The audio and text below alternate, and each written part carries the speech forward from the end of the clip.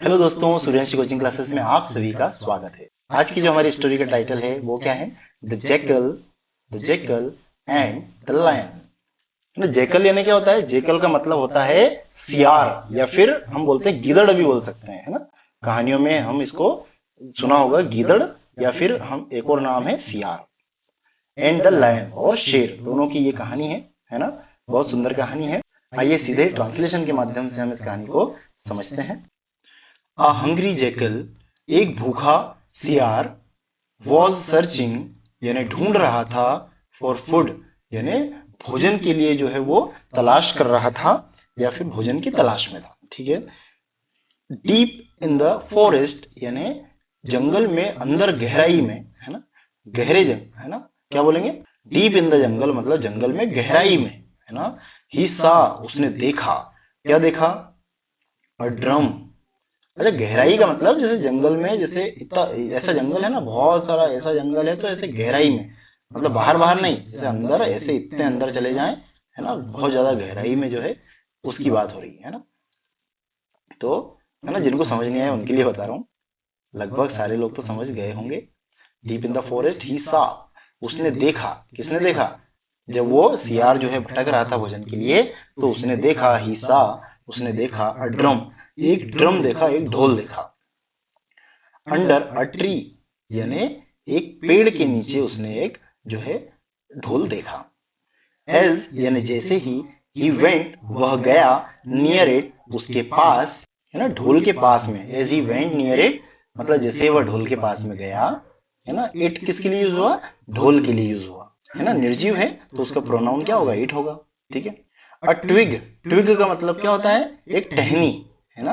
जो पेड़ की जो टहनी होती है छोटी सी, उसको ट्विग बोलते हैं। अ ट्विग फेल यानी गिरी या गिर गई, ऑन द ड्रम, है ना, ड्रम के ऊपर गिर गई। जैसे ही वो उसके पास गया, है ना, वो जैकल जो है उसको देखने के लिए उसके पास गया, ड्रम के पास, तो एक जो है, जो टहनी है, वो उसके ऊपर अचानक से गिर गई। हियरिंग द साउंड मतलब साउंड सुन करके, है ना, आवाज सुन करके। द जेकल थॉट, जेकल ने सोचा, या जो सियार था उसने सोचा, है ना। थिंक का क्या हो गया? थॉट हो गया। थिंक यानी सोचना, थॉट यानी सोचा। एन एनिमल वॉज ट्रेप्ड, है ना, इनसाइड द ड्रम। कि उसने क्या सोचा कि एक जो एनिमल है वॉज ट्रेप्ड यानी फंसा हुआ था, इनसाइड द ड्रम यानी ड्रम के अंदर फंसा हुआ है। उसको ऐसा लगा क्योंकि वो आवाज किया जब ड्रम, तो उसने ऐसा जो है जेकल ने सोचा, है ना, सियार ने सोचा। आगे देखो।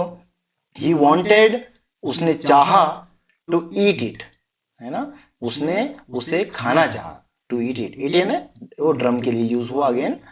ही वॉन्टेड यानी उसने चाहा, टू ईट यानी खाना, इट इसे, है ना। भाई जो भी उस ड्रम के अंदर जो एनिमल होगा उसको उसने फिर खाना चाहा। आगे देखो। द जेकल यानी सियार, ट्राइड यानी कोशिश किया, है ना। जेकल ने कोशिश किया। To tear open, tear open यानी, है ना, फाड़ देना, फाड़ करके उसको ओपन कर देने के लिए उसने सोचा, है ना, कोशिश करी। The top of the drum, drum का जो टॉप था उसको फाड़ करके खोलना उसने चाहा। ठीक है। विथ हिज पाज, उसके पंजों से, है ना, पाज यानी क्या? तो पंजे, तो उसके पंजों से उसने ऐसा करना चाहा। इंस्टेड यानी की बजाय, या फिर क्या होता है इंस्टेड यानी की जगह पर। इंस्टेड ही इंडेड अप, इंडेड अप का मतलब होता है अंततः, है ना। वह अंततः बीटिंग इट यानी उसको पीटने लगा, लाउडली यानी जोर से। मतलब वो क्या चाह रहा था? वो चाह रहा था कि उस ढोल के अंदर से उसको फाड़ करके और उसमें जो एनिमल है उसको वो निकाल करके खा जाए। ठीक है। तो कोशिश कर रहा था, और उस कोशिश के चक्कर में क्या हो रहा था? उसके हाथ जब लग रहे थे ड्रम से, तो वो ड्रम बजने लगा हल्का हल्का, है ना। तो कोशिश तो कर रहा था उसको फाड़ करके उसमें से एनिमल निकालने की, लेकिन वो उसकी जगह पे उसको वास्तव में कर क्या रहा था? उसको बजा ही रहा था, है ना, वो बजने लग गया था। ही इंडेड अप यानी वह अंततः उसको पीटने लगा, है ना, पीट करके वो फाड़ना चाह रहा था, लेकिन वो बच गया, लाउडली यानी जोर से। एंड और द नॉइस, जो आवाज हुआ, जो शोर हुई उससे, वोकअप यानी जाग गया, किंग लायन, है ना, जो है शेर उस आवाज से जाग गया। ठीक है। अब शेर आकर के बोलने लगा। क्या बोला? वाई आर यू, है ना, क्यों तुम, मेकिंग यानी कर रहे हो, सो मच नॉइज, है ना, इतना ज्यादा शोर या बहुत ज्यादा शोर तुम क्यों कर रहे हो, है ना। प्रेजेंट कंटिन्यूअस का क्या है, ये इंटरोगेटिव सेंटेंस है। इंटरोगेटिव में क्या होता है, सब्जेक्ट के बाद में जो हेल्पिंग वर्ब लगती है वो निकल के बाहर आ जाती है, मतलब कि सब्जेक्ट से पहले आ जाती है। पॉजिटिव था तो क्या था, ये सेंटेंस यदि पॉजिटिव होगा तो किस तरीके से बनाएंगे, you are making so much noise, ठीक है।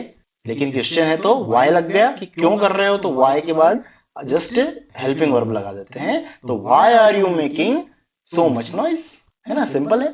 तुम इतना शोर क्यों कर रहे हो, he asked यानी उसने कहा, सॉरी उसने पूछा। अब देखो ये क्वेश्चन मार्क लगा ना, यहाँ पे क्वेश्चन मार्क लगा, मतलब इस आस्क का मतलब होता है पूछा, है ना। आस्क ने पूछना भी होता है, कहना भी होता है। क्वेश्चन मार्क से डिसाइड होता है कि उसने इसका अपन क्या मतलब निकालेंगे, है ना। ये आस्क यानी उसने पूछा कि तुम इतना शोर जो है क्यों कर रहे हो।